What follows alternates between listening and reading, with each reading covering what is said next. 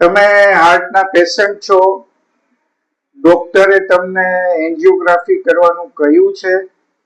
Angiography કરાવ્યા પછીનો report શું છે અને સ્ટેન્ટ મૂકવો પડે છે કે કેમ, અને મૂક્યો છે પછી તમારી હેલ્થ કેવી છે, આ બધા પ્રશ્નો આજે બહુ પૂછાઈ રહ્યા છે. અને આ ટ્રીટમેન્ટ સુધી ન જવું હોય તો એક બીજી ટ્રીટમેન્ટ બહુ જાણીતી છે અને એ છે ઈસીપી. ઈસીપી એટલે એનહાન્સ એક્સટર્નલ કાઉન્ટર પલ્સન. આ એક એવી ટ્રીટમેન્ટ છે જેમાં કોઈ સર્જરી નથી આવતી. એનું એક ખાસ મશીન આવે છે અને તમારું રોજનું એનું સિટિંગ થાય છે અને તમારું લોહીનું સર્ક્યુલેશન વધે એવી આ ટ્રીટમેન્ટ છે. આ ટ્રીટમેન્ટ શું છે, લોકોને બહુ એની માહિતી નથી. આ ટ્રીટમેન્ટથી કેવા પરિણામો આવે છે એની પણ માહિતી નથી. આજે આ વિશે જાણવું છે આપણે. કૌશિકના કેલિડોસ્કોપમાં તમારું સ્વાગત છે ને હું છું કૌશિક મહેતા. આ ઈસીપી ટ્રીટમેન્ટ બહુ વિશિષ્ટ ટ્રીટમેન્ટ છે અને અમેરિકામાં 1995 થી એને મંજૂરી મળેલી છે અને ભારતમાં પણ આ ટ્રીટમેન્ટ કરતા ઘણા બધા સેન્ટર્સ છે, રાજકોટમાં પણ છે. દર્દીઓને આની જાણકારી ઓછી છે, એટલે આજે આપણે આના વિશે વાત કરવી છે ને વાત કરવા માટે આપણી સાથે નોવા હોસ્પિટલ રાજકોટ કાલા રોડ ઉપર જે આવેલી છે એના એમડી છે ડોક્ટર ખેંગાર પંડ્યા, એ આપણી સાથે જોડાયા છે. ડોક્ટર સાહેબ, આપનું ખૂબ ખૂબ સ્વાગત છે. નમસ્કાર. નમસ્કાર. પેલા તો મને કારણ કે લોકોને આનો બહુ આઈડિયા નથી, આ ઈસીપી શું છે, ટ્રીટમેન્ટ કઈ રીતે આ શરૂ થઈ છે, એની થોડી પ્રાથમિક પેલા માહિતી આપો.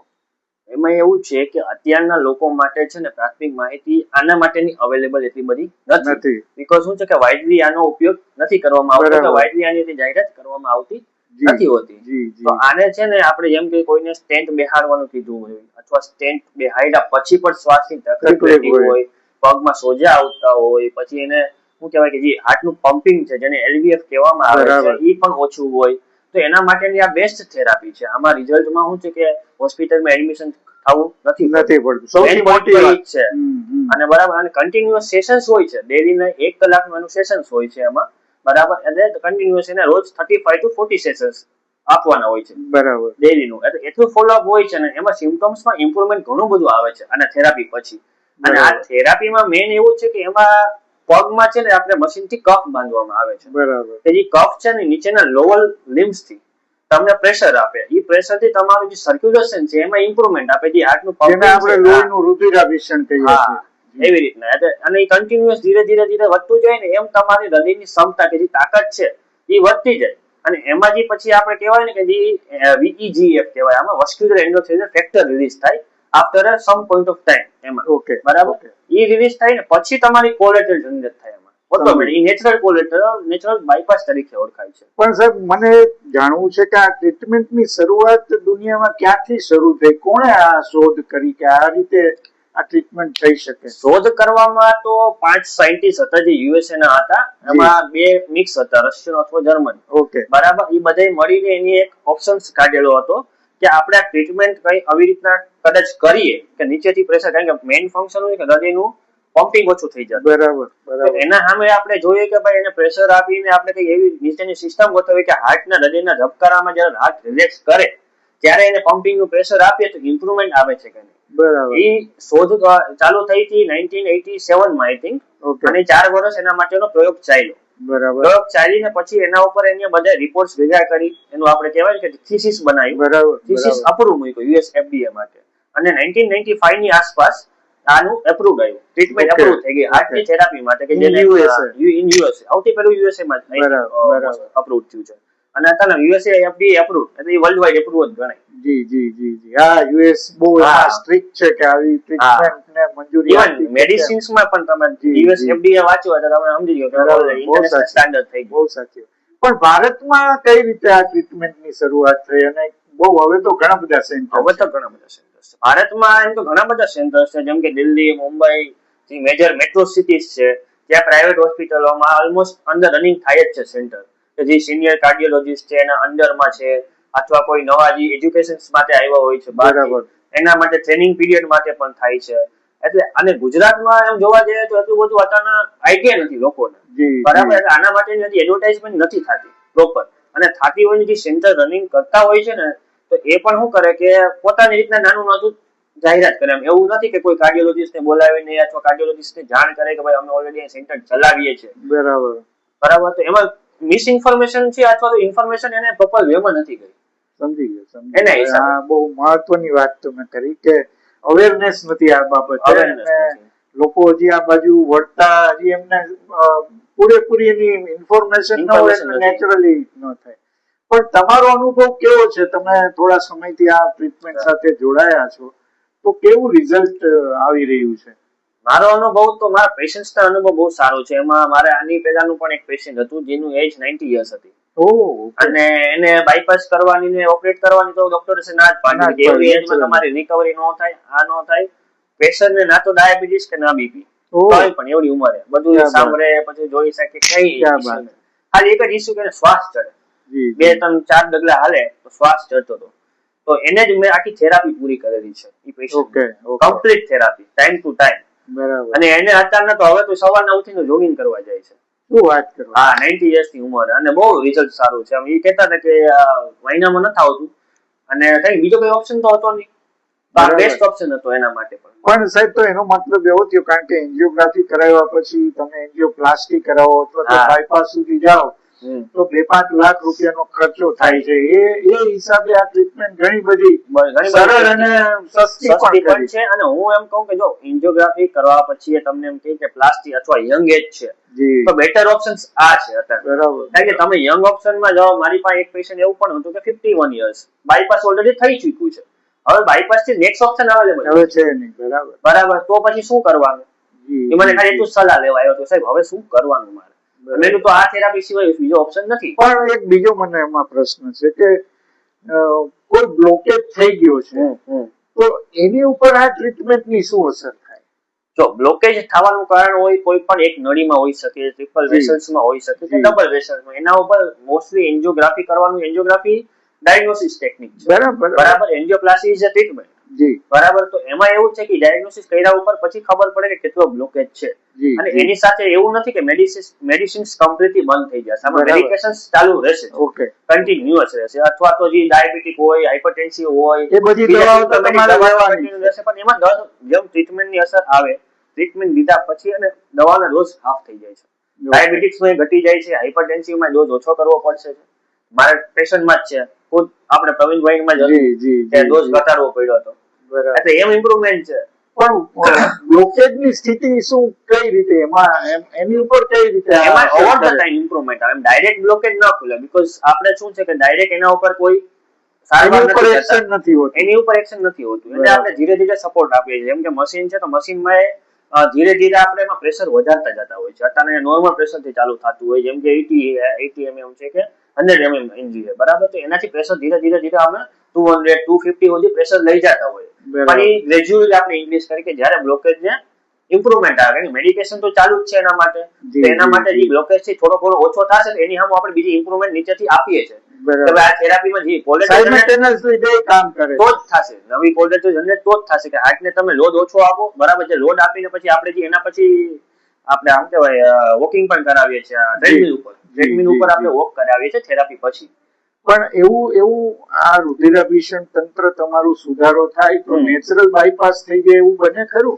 હા, natural bypass in the sense કે જે બ્લોકેજ છે ને, બ્લોકેજની આજુબાજુ કોલેટર ડેવલપ થઈ જાય કે જે સપ્લાય ઘટી ગઈ છે તો સપ્લાય બંધ થઈ ગઈ, તો આજુબાજુ પૂરતી માત્રામાં બની જાય, બરાબર. આજુબાજુ નાની થઈ આખું કવર કરી લે, એ પાછી નેચરલ થઈ ગયું ને. આપણે એમાં બીજું કઈ નથી આપ્યું, આપણે એક્સટર્નલ પલ્સેશન જ આપ્યું, બીજું કઈ નથી આપ્યું એના સિવાયનું એમ. પણ એ કુદરતી થઈ ગયું એટલે નેચરલ બાયપાસ તરીકે ઓળખાય છે, બીજું કઈ આપણે કરવું નથી પડતું. બહુ સાચી, બહુ સાચી. પણ હવે આપણે આ ટ્રીટમેન્ટ કઈ રીતે થાય છે, સૌથી મહત્વની વાત એ છે, એ જોઈએ આપણે. આ ઈસીપી ટ્રીટમેન્ટ કઈ રીતે થાય છે એ અહીંયા તમે જોઈ શકો છો. આ જે છે સાહેબ થોડું આમાં સમજાવો ને કે આ કફ શું છે અને કઈ રીતે લગાવાય? આ કફ છે ને એ નીચેના લોઅર એક્સ્ટ્રીમિટીમાં બાંધવામાં આવે છે, જેનાથી પ્રેશર આપવામાં આવે છે. એ પ્રેશર છે એ નીચેનું આપણું હાર્ટનું જે આઈવીએફ છે, આઈવીસી છે, એને ઇમ્પ્રુવમેન્ટ આપે કે જેનો બ્લડ ફ્લો આપે હાર્ટને. તો હાર્ટને જે કોન્ટ્રેક્શન અથવા તો રિલેક્સ થવામાં જે પ્રેશર પમ્પિંગ કરવું પડે એમાં એને પ્રમોશન મળે છે અથવા તો એને એફર્ટ ઓછો મારવો પડે છે. બરાબર. આ થેરાપી થી રોજની થેરાપી 1 કલાકનું સેશન્સ હોય છે ડેઈલીનું, અને રોજે રોજ અને 35 to 40 સેશન્સ લેવાના હોય છે જનરલી. બરાબર. અને આ કફ કઈ રીતે કામ કરતા હોય થોડું એનું સમજો. કફ છે, આ કફ નોર્મલ આપણે જેમ જોવા જઈએ ને પ્રેશર કફ જ છે, જેમ પ્રેશર જ આપે, અને પ્રેશર આપે ને હાર્ટ ના રિધમ આરે સિન્ક્રોનાઇઝ થઈને આપે. ઓકે. બરાબર. હાર્ટ રિલેક્સ થાય, હાર્ટ જ્યારે રિલેક્સ થાય, જેમ સિસ્ટોલિક ને ડાયસ્ટોલિક ફંક્શન હોય હાર્ટનું, બરાબર, એમાં તમારે હે ને બે આવે, તો ડાયસ્ટોલિક સાયકલ આવે હાર્ટની, ત્યારે જ આ પ્રેશર જનરેટ કરે. ઓકે. બાકી શાંત. હા, એવી રીતે. પણ એ મિલી સેકન્ડમાં હોય, મેં 0.2 or 0.35 એવી રીતે મિલી સેકન્ડ્સમાં હોય છે. અને આ સતત પ્રેશર એક જ સરખું રહે કે એમાં બદલાવ થતો રહે? સ્ટાર્ટિંગ થી પ્રેશર આપણે લોઅર સાઈડ થી ચાલુ કરતા હોય છે પ્રેશર, પછી ધીરે ધીરે ઇમ્પ્રુવમેન્ટ જેમ ગ્રેજ્યુઅલી આપણે ઇન્ક્રીઝ કરીએ છીએ. આપણો ટાર્ગેટ હોય છે 250 to 60 અથવા 300 સુધી. આપણે શરૂઆત કેટલા 80 mm Hg. અને જેનું હાર્ટ નબળું હોય, માની લો કે આપણે સામાન્ય રીતે 40-45 આદર્શ ગણતા હોય છીએ, બરાબર, તો એનાથી ઓછું હોય તો એને કઈ રીતે ટ્રીટમેન્ટ શરૂ કરો તમે? એને ટ્રીટમેન્ટ કે આપણે જોઈએ કે હાર્ટ ફંક્શન જેનું ડિક્લાઇનિંગ હોય ને, તો પહેલા તો એના સિમ્પટમ્સ જોવા પડે કે ખાલી એકલો શ્વાસ ચડવો હોય કે પગના સોજા છે. ઘણી વખત એવું પણ થતું હોય કે પગના સોજા પાણી ભરાવો થઈ જાય, ફેફસામાં પાણી ભરાઈ જાય, પેટમાં પાણી ભરાઈ જાય, પગમાં સોજા આવી જાય. તો આપણે ઇમ્પ્રુવમેન્ટ પહેલા, ટ્રીટમેન્ટ પહેલા આપણે શું ચકાસણી કરવી પડે રિપોર્ટ જોઈને કે આપણે આગળ કઈ રીતના વધવું. અથવા પેશન્ટ સ્ટેબલ હોય, વાઇટલી સ્ટેબલ હોય, નો સિમ્પટમ્સ હોય, તો આપણે ડાયરેક્ટ ECT થેરાપી સ્ટાર્ટ કરી શકીએ એના માટે.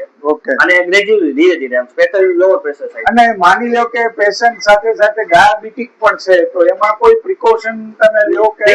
પ્રિકોશન્સ એઝ અ પ્રિકોશન્સ તો બીજું કઈ એવું જોવામાં આવે કે ભાઈ એની મેડિકેશન્સ કઈ રીતના ચાલુ છે અથવા રેગ્યુલર છે કે નહીં મેડિકેશન્સ, અને લાસ્ટ એના રીડિંગ શું છે ડાયાબિટીક ના. જેમ આપણે હવે નવું આવી ગયું છે HbA1c એમાં કરાવીએ છીએ 3 મહિનાની સુગર, એવરેજ સુગર, તો આપણે એ જોવાની રહી. બરાબર. અને એના ઉપર આપણે આધારે ડિસિઝન લેતા હોય છે કે હવે સુગર આપણે પેલા કંટ્રોલ કરવી કે સુગર નથી કરવી. ઇવન આ થેરાપી આપણે આપીએ, હાફ થેરાપી પછી સુગર અને હાઇપરટેન્શન બેયમાં હે ને ડોઝ ડિપેન્ડન્સી ઓછો થઈ જાય છે, થોડો ઇમ્પ્રુવમેન્ટ આવે છે એમાં. પણ કેટલા સમય પછી, કેટલી સિટિંગ પછી ફેર દેખાય, એનું ઇમ્પ્રુવમેન્ટ રિઝલ્ટ ક્યાંથી તમને જોવા મળે? જનરલી હે ને 20 થી 22 સેટિંગની આજુબાજુ તમને ઇમ્પ્રુવમેન્ટ જોવા મળે. 10 થી 15 સેટિંગમાં તો પ્રેશર ગ્રેજ્યુઅલી આપણે લોઅર સાઈડ થી ચાલુ થયા હોય તો પ્રેશર સેટ થાય. નોર્મલ પ્રેશર આપણે માનીએ તો આપણે 150-200 પૂગીએ ને પછી ધીરે ધીરે તમને ઇમ્પ્રુવમેન્ટ અથવા સિમ્પટમ્સ આવવાને, અને સિમ્પટમમાં રિવ્યુ પછી આવે. ઓકે. બરાબર. એસઓબી થતો, શ્વાસ ચડવો તો એમાં ધીરે ધીરે એનો ઓછો થઈ જાય. હવે મને નથી થતો, તો હું 2 સીડી ચડું છું, 2 ડગલા ચડું છું, તો મને શ્વાસ ચડતો હતો. ઓકે. એમાં ઇમ્પ્રુવમેન્ટ ધીરે ધીરે ગ્રેજ્યુઅલી આવે. અને આ જે કફ છે તમે પગથી માંડી કમર સુધી બાંધેલા છે, પછી એ ગ્રેજ્યુઅલી એમાં કોઈ ફેરફાર આવે કે કેમ? આ જ પોઝિશન? નહીં, આ જ પોઝિશન. ઓકે. આ જ પોઝિશન છે છેલ્લે સુધી, લાસ્ટ સેટિંગ સુધી આ જ પોઝિશન છે. બરાબર. અને આમાં સાહેબ બતાવો તો પ્રેશર કઈ રીતે તમે આપતા હો છો? આમાં જો આ છે ને આપણે આ ડિસ્ટન્સ કહેવાય, જે બે હાર્ટ વચ્ચેનો જે મિલી સેકન્ડમાં ડિસ્ટન્સ હોય ને એ ડિસ્ટન્સ છે. આ ECG ની હાર્ટ રેટ છે. ઓકે. બરાબર. આ જે આપવામાં આવે છે એ આપણે SpO2 જે સેન્સર લગાડ્યું છે ઓક્સિજન, બરાબર, ને આ પ્રેશર છે અટાના. બરાબર. પ્રેશર ધારો કે આપણે 284 આપણે આપીએ છીએ અટાના. બરાબર. બરાબર. ઈ પ્રેશર છે. બાકી તો નીચે ડેટ એન્ડ ટાઈમ ને કમ્પ્રેસર છે. અહીંયા ECG હાર્ટ રેટ આપે છે. મેં તમને કીધું કે આપણે આમાં જેમ હાર્ટ રેટ છે આખી હાર્ટ રેટ છે ને એ હાર્ટ રિલેક્સ થાય છે, તો તે જ આપવામાં આવે છે પ્રેશર. એવી રીતના જ આની સાયકલ સેટ કરેલી હોય. ઓકે. ઓકે. ઓકે.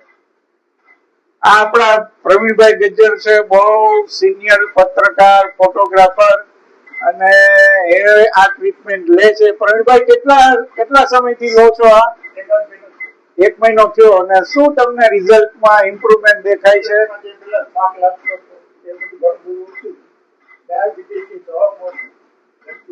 અરે વાહ, ક્યાં વાત છે.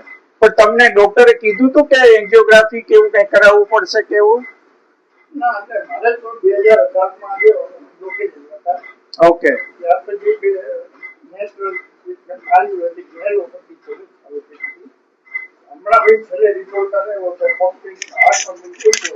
ઓકે. આ ટ્રીટમેન્ટ શરૂ કરી. વાહ ભાઈ વાહ. એટલે આજે ECT ટ્રીટમેન્ટ જે કહેવાય છે એને નો રિસ્ક કે છે, નો સાઇડ ઇફેક્ટ કે છે, નો હોસ્પિટલાઇઝેશન. સૌથી મહત્વની વાત આ છે કે તમારે હોસ્પિટલમાં દાખલ થવું નથી પડતું અને ધીરે ધીરે તમારી મેડિસિન ઘટે છે, ટ્રીટમેન્ટનો ટાઈમ પણ ઘટે છે. સામાન્ય રીતે 1 કલાક સુધીનું આ સેશન હોય છે અને તમે આ જો આમાં ખાસ કરીને વિશેષતાઓ જે લખી છે ને કે પીડા રહિત સારવાર છે, રોજની 1-8 કલાક આસપાસ. સારવાર દરમિયાન દર્દી પોતાના રોજિંદા કામ પણ કરી શકે. 25 વર્ષથી 90 વર્ષની, હાજી તમે 90 વર્ષના એક પેશન્ટની પણ વાત કરી હતી. એમને પણ સેમ તકલીફ હતી. તેમને તો ડોક્ટર્સ પણ ના પાડી કે બાયપાસ પોસિબલ નહીં થાય, બરોબર, કારણ કે રિકવરી એટલી બધી ના હોય, પણ એમને પણ ઇમ્પ્રુવમેન્ટ મળી. બહુ મોટી વાત છે. એટલે આ ટ્રીટમેન્ટના આવા ફાયદા છે. આ કોઈ ચમત્કાર નથી, વૈજ્ઞાનિક રીતે ચાલતી ટ્રીટમેન્ટ છે. અને સૌથી મહત્વની વાત એ છે કે ઓપરેશન કરાવવું પડતું નથી અને પેશન્ટની પોતાની હિસ્ટ્રી શું છે એના ઉપર આ ટ્રીટમેન્ટનું પરિણામ સામાન્ય રીતે મળતું હોય છે. રાજકોટમાં પણ આવા સેન્ટર શરૂ થયા છે, ડોક્ટર ખેંગાર પટેલ. આ ઉપરાંત ભારતમાં ઘણા બધા આવા સેન્ટર્સ છે. હજી ભારતમાં સાહેબ આ ઇન્સ્યોરન્સ કવરેજ આનું નથી. હજી તો અત્યારે ઇમ્પ્રુવ નથી. યુએસમાં છે ઇન્સ્યોરન્સ, છે અહીંયા હજી નથી. એટલે જો ઇન્સ્યોરન્સ કવરેજ એમાં ઇન્ક્લુડેડ થાય ટ્રીટમેન્ટ, તો પછી દર્દીને ઘણો બધો ફાયદો થશે. કારણ કે લગભગ 98 આસપાસથી આપણે ત્યાં ગુજરાતમાં પણ ચાલુ થઈ ગઈ છે. એટલે આપણે આશા રાખીએ કે સરકાર આને વીમાના કવર કરે તો પેશન્ટને એટલો ફાયદો થાય. પણ આ ડોક્ટરની સલાહ. એક સાહેબ મને બીજો પ્રશ્ન છે કે કાર્ડિયોલોજિસ્ટ અને ખાસ કરીને ફિઝિશિયન આ ટ્રીટમેન્ટને કઈ રીતે જુએ છે? નહીં, જુએ તો સારી રીતના છે. એ લોકો એના ઉપર ડિપેન્ડ કરે કે એને જે એન્જિયોગ્રાફી કરી રહ્યા છો, એન્જિયોપ્લાસ્ટી, એના પછીનું રિઝલ્ટ કેવું છે. ઘણી વખત એવું નથી હોતું કે બધામાં એન્જિયોપ્લાસ્ટી કર્યા પછી પણ સિમ્પટમ ઇમ્પ્રુવ થતા હોય છે. તો એ પણ સજેસ્ટિવ કરતા હોય છે. ક્યારેક પેશન્ટ પણ મોકલતા હોય છે, રિફર પણ કરતા હોય છે એના બેઝિસ ઉપર કે આને સિમ્પટમ્સમાંથી ટ્રીટમેન્ટ હજી નથી આવતી અથવા તો ઇમ્પ્રુવમેન્ટ નથી આવતું after that given A treatment, એના પછી પણ. બરાબર. આ પણ એ જરૂરી છે કે ડોક્ટરનો અભિપ્રાય શું છે ને તમને આ ટ્રીટમેન્ટ કરાવવી જોઈએ કે ન કરાવવી જોઈએ એનો અભિપ્રાય ઉપર આખી વાત નિર્ભર છે. પણ સૌથી મહત્વની વાત એ છે કે આમાં કોઈ આડઅસર નથી. આ સૌથી મહત્વની. આજની મોટા ભાગની દવાઓ કે ટ્રીટમેન્ટની આડઅસરોનો બહુ મોટો ભય હોય છે, ત્યારે આમાં આ બહુ મોટો ફાયદો છે. એટલે 30-40 સિટિંગ પછી તમને ઇમ્પ્રુવમેન્ટ કેટલું મળે છે જોવાનું છે. પણ આ બહુ સારી ટ્રીટમેન્ટ છે અને ભારતમાં એનો પ્રચાર વધતો જાય છે.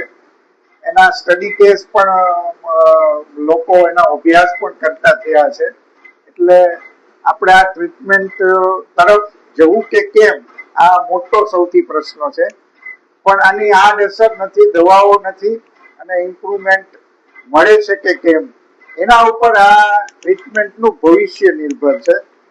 ડોક્ટર ખેંગારજી, આપનો ખૂબ ખૂબ આભાર. તમે અમારી સાથે જોડાયા અને આ ટ્રીટમેન્ટ વિશે માહિતી આપી. પ્રવીણભાઈ, તમારો આભાર. Thank you. આભાર.